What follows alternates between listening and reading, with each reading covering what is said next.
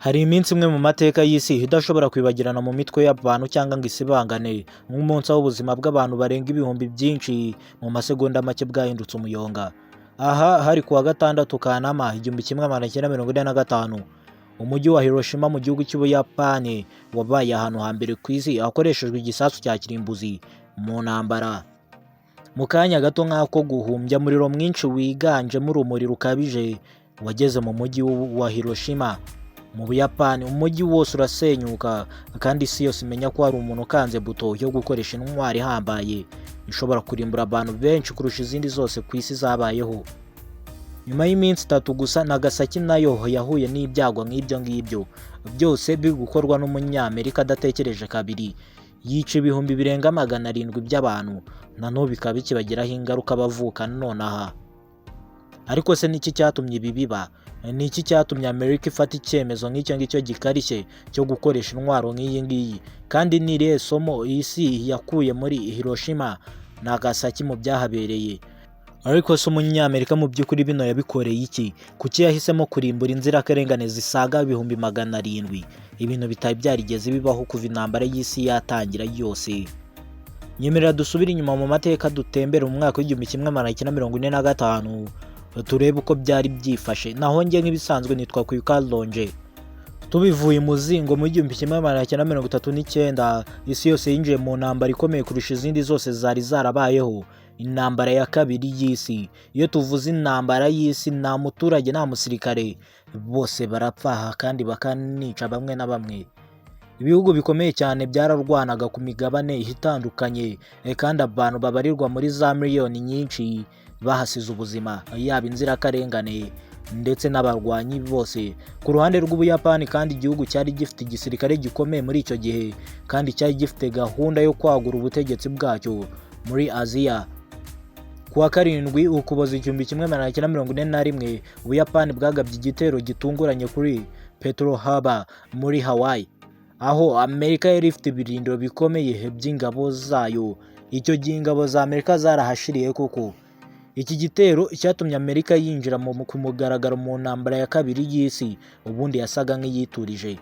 Imyaka yakurikiyeho yabaye imirwano ikomeye kandi ikabije mu nyanja ya Pacific, ariko Umuyapani ntago yari yoroshye. Yakukubitiye Umunyamerika asubira inyuma. Ingabo z'Abanyamerika n'iz'Ubuyapani zarwanye intambara zikomeye ku birwa byinshi, ariko Umunyamerika yakomezaga gutsindwa. Abasirikare be barahagendeye. Naho mu 1945, Ubudage bwari bumaze gutsindwa, ariko Ubuyapani bwo bwari bukomeje kurwana kuko bwari buri kwaguka bikomeye. Ariko abayobozi ba Amerika batangiye gutekereza ku buryo bwo kurangiza intambara vuba, kuko babonaga bari guhura n'ingaruka zikomeye, kuko gutera Ubuyapani ku butaka byashoboraga gutuma hapfa abantu benshi cyane ba Amerika. Kandi nyamara Amerika yari gutsindwa ikoresha intambara yo ku butaka. Umuyapani yari mubi cyane ku nkota ndetse afite n'indwanyi nyinshi cyane. Ni muri icyo gihe rero hatangiye umushinga w'ibanga wari guhindura amateka y'isi, ariko Umuyapani nyamara ntago yari abizi, ntago yari azi ibigiye kumubaho. Mu gihe intambara yari ikomeje kandi, Amerika yatangiye umushinga witwaga Manhattan Project.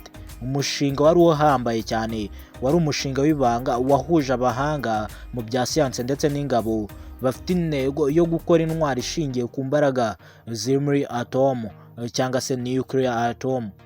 Umuhanga wari uyoboye kandi no project mu bijyanye n'ubushakashatsi bamwitaga Robert Oppenheimer, yari ari gukora ubushakashatsi mu ibanga rikomeye cyane. Naho kwa 16 Nyakanga 1945, Amerika yakoze igerageza rya mbere ry'igisasu cya kirimbuzi ahantu hitwa Trinity Site muri New Mexico. Icyo gihe isi yose yari imaze kubona ko hari intwaro nshya ishobora guhindura amateka muri ino ntambara yari irimo kuba. Umuyapani yahinze umushyitsi, ariko ikibazo cyari ese izakoreshwa hehe, kandi izakoreshwa iki, izakoreshwa ite? Buri wese yari afite ubwoba. Abanyafurika bafite ubwoba yuko bagiye kuyohereza muri Afurika, buri wese afite ubwoba ku giti cye usibye Amerika. Mu gitondo cyo kwa 6 Kanama 1945, indege ya Amerika yitwaga B-29 yitwa Enola Gay yahagurutse itwaye intwaro yari yiswe Little Boy. Ino yari intwari ikomeye cyane abashakashatsi bari bamaze gukora. intego yayo yari ukurimbura umujyi wa Hiroshima mu Buyapani bitewe n'umujinya umunyamerika yari afite. Ku isaha ya 2:15 za mu gitondo igisasu cyararikuwe hejuru y'umujyi. Umujyi abaturage bari barimo batuje, abajya mu kazi bagenda, abanyeshuri bari mu mashuri, abandi barimo mu masoko bari guhaha, abandi biryamiye, ariko ntago bari bazi ibigiye kubabaho muri ako kanya. Mu masegonda make gusa Hiroshima yahindutse ahantu h'urupfu, hahindutse umuriro gusa.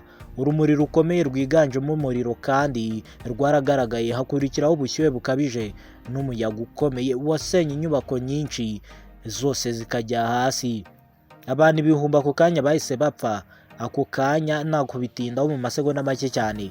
Abandi benshi basigara bafite ibikomere bikomeye ndetse bafite n'ingaruka zabyo nabyo byaje kurangira bapfuye. Imirasire yaturutse kuri icyo gisasu cyangwa se ikizwe nka radiation cyangwa se imyuka yaturukaga muri icyo gisasu niyo yari mibi cyane kurusha umuriro wagiturutsemo. Yakomeje kwica ndetse no kubabaza abantu mu myaka yakurikiyeho myinshi bitewe n'ingaruka za atomu. Gusa hari abarokotse burya n'abapfira gushira bamenyekanye nka Hibakusha. Bari abantu babaye abahamya b'igihe ikibi cy'intambara ya kirimbuzi, nibo babashaga kuvuga ibyabaye muri Hiroshima. Nk'aho ibyo bidahagije, umunyamerika yashatse kurimbura Nagasaki nayo. Nyuma y'iminsi 3 gusa ibyo bibaye, hari abarokotse muri Hiroshima. Umunyamerika yahisemo kuwa 9 Kanama 1945 Amerika yongeye gukoresha igisasu cya kabiri. Iki cyo intego yacyo yari Nagasaki, umujyi neza wegeranye na Hiroshima. Igisasu cyari cyiswe Fatman, mu gihe icya mbere cyari Little Boy. Cyaturikiye hejuru y'umujyi kandi wa Nagasaki, igitera urupfu n'isenyuka rikomeye ry'umujyi wose.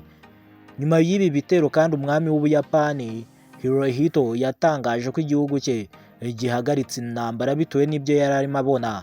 Ariko se kuki ubundi umunyamerika atatatse Tokyo akibasira ino mijyi ibiri yegeranye na Tokyo?